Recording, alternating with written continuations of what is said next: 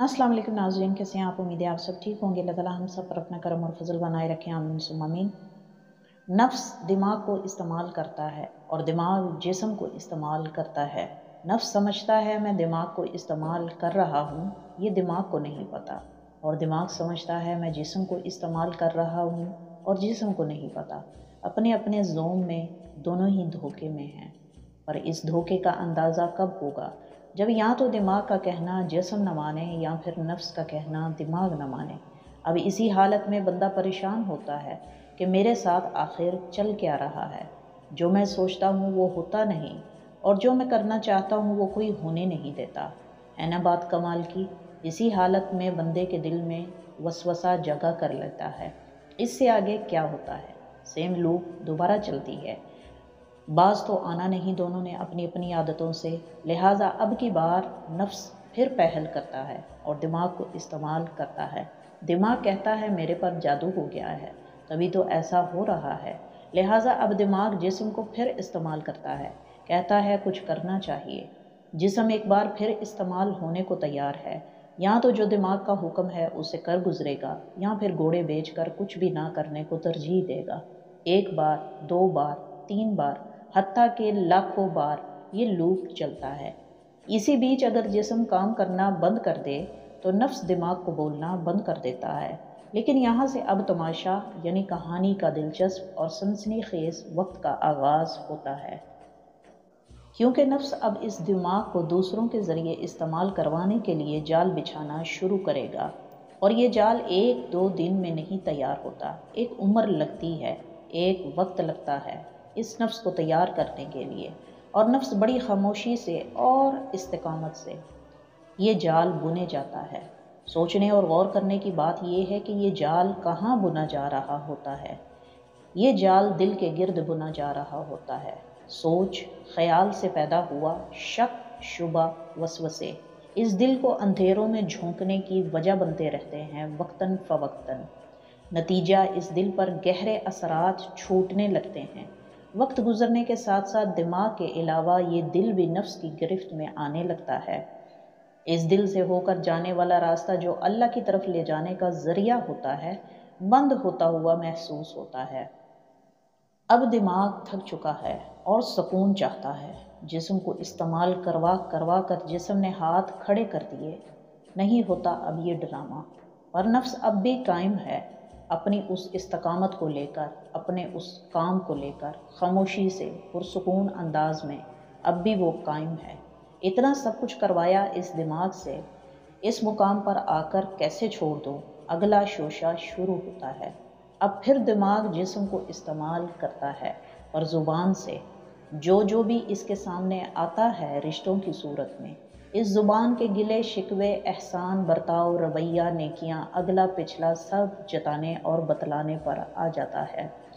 क्योंकि पूरा जिस्म दिमाग से इस्तेमाल नहीं हो पा रहा, इसीलिए जो आज तक इस जिस्म से करवाया गया था अब इसकी वसूली का वक्त आ चुका है। लिहाजा दिमाग कहता है मेरा जिस्म थक चुका है, अब मैं इसे आराम दूंगा, लेकिन बाकियों से वसूल करवाऊंगा। सुनाने की सूरत में, जताने की सूरत में, एहसान की सूरत में, बदल की सूरत में, इंतकाम की सूरत में, मेरा अपना होने की सूरत में। पर हर हाल में नफ्स और दिमाग की इस जंग में जिस्म इस्तेमाल हुआ और साथ साथ दिल नफ्स की गिरफ्त में आया। दिल के साथ साथ आँख, कान, ज़ुबान, दिमाग, हवास, ख्याल, पूरा का पूरा इंसान एक नफ्स की गिरफ्त में आ चुका होता है। पर अंदर कहीं अब भी एक छोटी सी रोशनी की किरण बाकी है, जो किसी एक कोने में पड़ी होती है। और दिमाग और नफ्स के इस जाल की इस इमारत के अंदर एक हल्का सा रोशन हिस्सा मौजूद होता है। और इसी रोशन हिस्से से दिमाग और नफ्स को जुदा कर पाने में और कामयाब हुए जाने का इम्कान बाकी होता है, ताकि वापसी के इम्कानात को हमवार किया जा सके, जिससे कल्ब का झुकाव नफ्स से हटकर रूह की तरफ बढ़ाया जाता है। इस अमल को मुकम्मल करने के लिए बंदे को सिर्फ क्या करना चाहिए? तौबा और अल्लाह रब्बुल इज़्ज़त से तौफीक मांगना। अल्लाह कुरान पाक में फरमाता है, جہاں پر ایمان کی وجہ بیان کی گئی ہے، جہاں اللہ بیان کرتا ہے اللہ تعالیٰ نے ان کے دلوں پر اور ان کے کانوں پر مہر لگا دی ہے۔ ختم اللہ علی قلوبہم وعلی سمعہم غشاوۃ، اور آنکھوں پر پردہ ڈال دیا ہے۔ اللہ اور اللہ کے رسولوں، نبیوں کے منکرین معصیت کے مسلسل ارتکاب کی وجہ سے ان کے دلوں سے قبول حق کی استطاعت ختم ہو چکی ہے، اور ان کے کان حق کی بات سننے کے لیے آمادہ نہیں، اور ان کی نگاہیں کائنات میں پھیلی ہوئی رب کی نشانیاں دیکھنے سے محروم ہیں۔ تو اب وہ ایمان کس طرح لا سکتے ہیں؟ ایمان تو صرف انہی لوگوں کے حصے میں آتا ہے اور آئے گا جو اللہ تعالیٰ کی دی ہوئی صلاحیتوں کا صحیح استعمال کرتے ہیں اور مغفرت طلب کرتے ہیں۔ اور ایک حدیث کے مطابق یہ ہے کہ مومن جب گناہ کر بیٹھتا ہے تو اس کے دل میں ایک سیاہ نقطہ پڑ جاتا ہے۔ اگر وہ توبہ کر کے گناہ سے باز آ جاتا ہے تو اس کا دل پہلے کی طرح صاف اور شفاف ہو جاتا ہے۔ اگر وہ توبہ کی بجائے گناہ پر گناہ کرتا جاتا ہے تو وہ نقطہ سیاہ پھیل کر اس کے پورے دل پر چھا جاتا ہے۔ یہ بات کرنے کا مقصد صرف اور صرف یہ بتانا ہے کہ جب نفس اور دماغ کے درمیان میں جنگ ہوتی ہے تو ایک ہلکا سا شک، وسوسہ اور خیال دل کو داغدار کرتا جاتا ہے۔ نبی کریم صلی اللہ علیہ وآلہ وسلم نے فرمایا کہ وہ زنگ ہے جسے اللہ تعالیٰ نے ایسے بیان فرمایا ہے، کَلَّا بَلْ رَانَ عَلَىٰ قُلُوبِهِم مَّا كَانُوا يَكْسِبُونَ، یعنی ان کے عملوں کی وجہ سے ان کے دلوں پر زنگ چڑھ گیا ہے، جو ان کی مسلسل بدعمالیوں کا منطقی نتیجہ ہے۔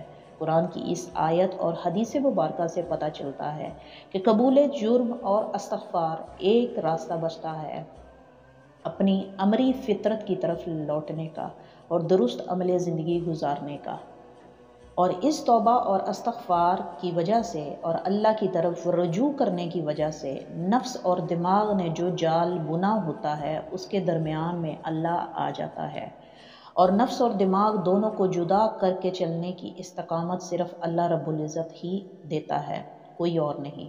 اب دماغ جسم کو استعمال کرتا ہے تو اللہ کے لیے، اور نفس عاجزی کی قید کو قبول کرتا ہے تو اللہ کے لیے، اور اللہ کسی مخلوق میں بھید بھاؤ نہیں کرتا، کیونکہ دماغ بھی مخلوق ہے اور نفس بھی مخلوق ہے، جس کی رہائش انسانی جسم ہے۔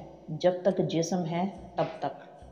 اب نفس عاجز ہو کر اس قید خانے میں جینا شروع کرتا ہے، امارہ جیسی جبلتوں کو رکھے ہوئے، تکمیل خواہشات کو دین کی طرف موڑتے ہوئے سفر کا آغاز کرتا ہے، زیر اثر شریعت کے دائرے میں رہتے ہوئے، عاجزی کی صورت میں، لوامہ کی کیفیت برے اعمال میں، توبہ استغفار کی صورت میں، ملامت کی صورت میں، ملہمہ کی کیفیات اللہ کی صفات میں رب دیکھنے کی صورت میں، مطمئنہ کی کیفیت اللہ پر یقین کی صورت میں، راضیہ کی کیفیت مطمئن ہونے کی صورت میں، مرضیہ کی کیفیت تشفی بخش سکون کی صورت میں، کاملہ کی صفت ایک واحد احد اللہ لازوال کی صورت میں، عاجلہ مستمرہ کی خصوصیات مستقل مزاجی اور جاری رکھنے کی صورت میں۔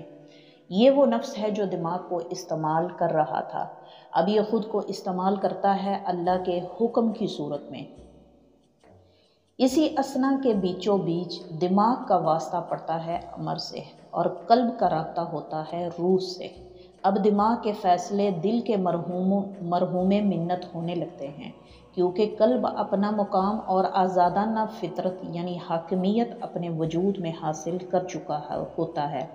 اسی کے تحت کن کے امر کی پیروی کرنے میں حواس میں سے آنکھ، کان، زبان دماغ کو سکھانا شروع کرتا ہے، اور رابطہ امر سے ممکن ہونے کی بنیاد پر حق تعالیٰ کی صفات کی جھلکیوں سے دماغ کو علم یقین سے عین الیقین، عین الیقین سے حق الیقین کا پاٹ پڑھاتا ہے، اور اسی حق الیقین کے سبق کی مثال زبان سے کلام حق کی صورت میں، آنکھ سے حق دیکھنے کی صورت میں، کان سے حق سننے کی صورت میں، شعور سے حق سمجھنے، سیکھنا اور سکھانا شروع کرتا ہے۔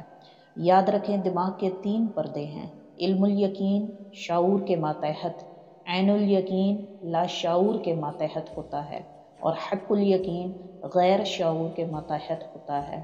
ان پردوں میں وسعت آنے سے ہی مکمل شعور بیدار ہوتا ہے، جہاں اللہ فرماتا ہے میں اس کا ہاتھ بن جاتا ہوں جس سے وہ کام کرتا ہے، میں اس کی زبان بن جاتا ہوں جس سے وہ حق بولتا ہے، میں اس کے کان بن جاتا ہوں جس سے وہ حق سنتا ہے، میں اس کی آنکھ بن جاتا ہوں جس سے وہ حق دیکھتا ہے۔